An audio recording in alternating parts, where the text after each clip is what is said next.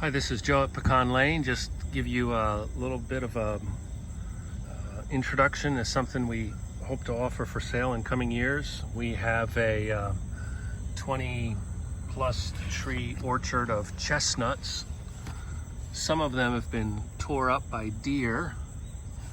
Chestnuts have a very hard to get in exterior shell. This is very prickly chestnut here, and this size-wise, if you've met me, you know I'm a big guy. That's a big hand, so it's a pretty decent sized nut. We bought some nuts from Asian market in Raleigh a little while ago. They were perhaps a bit dry. You have to be careful on your storage of nuts. Here's a tree the nut that was in my hand came from, and so these outer husks are green yet, so we're not getting as many nuts falling from that tree.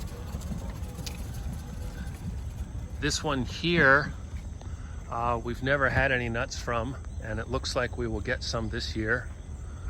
And so we see that one starting to open up.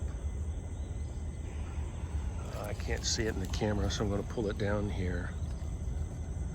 So this here, there's a nut on the left of the image and a nut on the right, and in the middle is a poorly developed nut. So we've got some Chinese chestnuts. This one will probably be a 3-4. So we got one at top of the screen and one in the middle, and then there'll be one inside there. And that's a 3, although that one in the middle is not as large. So chestnuts, my reading on them and understanding is we can think of them nutritionally as kind of being equivalent to brown rice. They are a good carb source. I think that they're a bit more well-rounded than, say, just a plain white flour.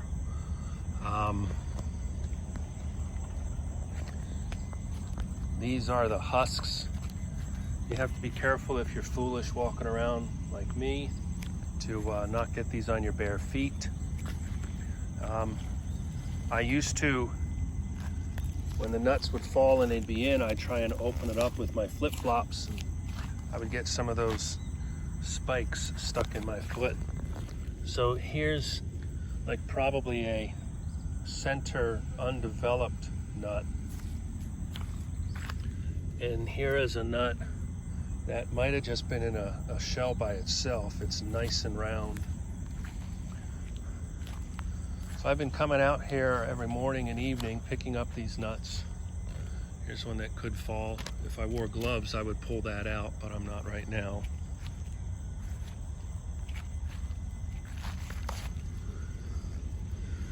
And here's one that probably came from a shell that had 2 or 3. You can tell by that flat side there.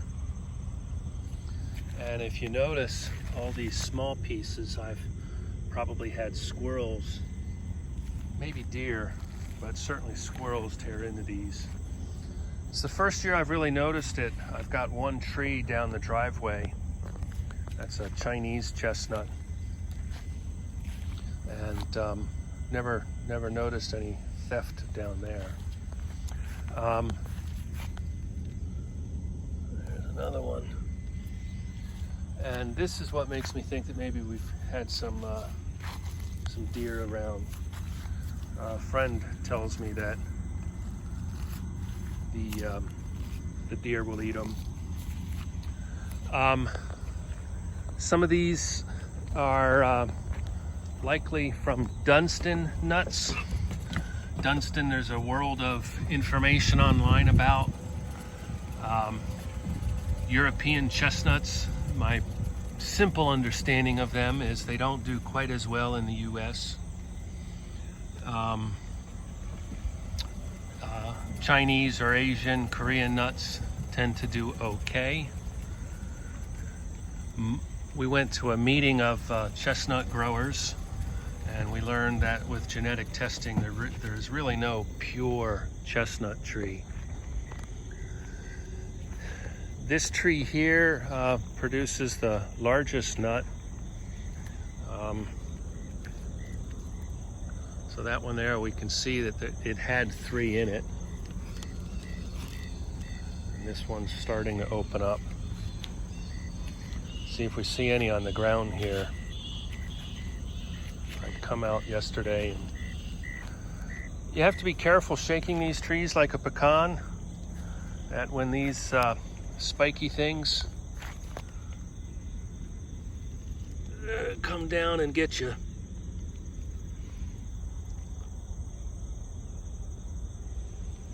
That hurts like a son of a gun, landing from 10 feet up in the air, coming down to get you. So the nuts that we had bought in Raleigh, they were $8 a pound.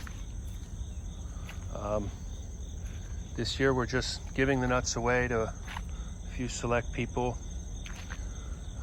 How we've eaten them, we've enjoyed oven roasting, still trial and error, but oven roasting, 10 minutes for a smaller nut, 15 for a larger one. We tend to put a cross cut with a knife, and that seam opens up further with roasting. You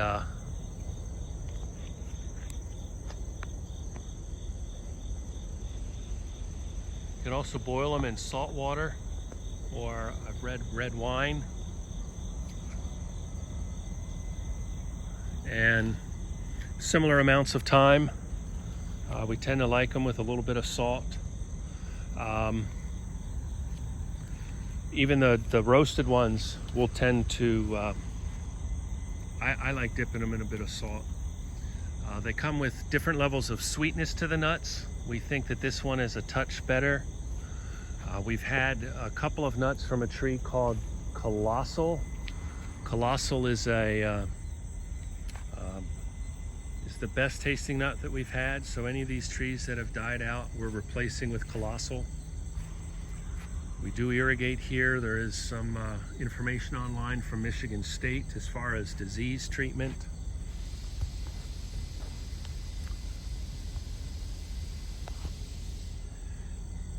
So you can boil these for eating. You can roast them. You can also just, perhaps after boiling, just dry the nuts out and freeze them whole.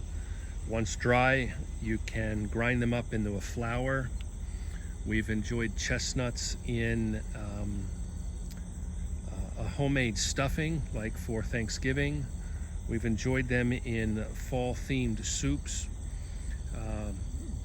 for flavor and substance, but when you put in a flour or mash them up, they are a wonderful natural thickener. And we've also played around a little bit with making chestnut flour. We have a handful of recipes. I've asked my wife, she might have up to 50 recipes using chestnuts. They're quite delicious with fall soups. So just a little preview for what we're doing here with chestnuts. We'll see what happens with the market in coming years as production grows. We follow a co-op up in Ohio called the Route 9 Cooperative. So here we can get that nut out.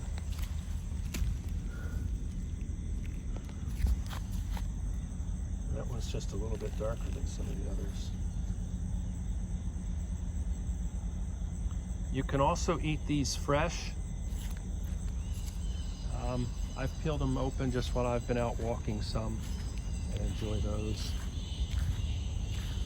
All right, thank you, and we'll look forward to doing an update here shortly on pecans. We should have plenty of nuts for sale this year. Thank you.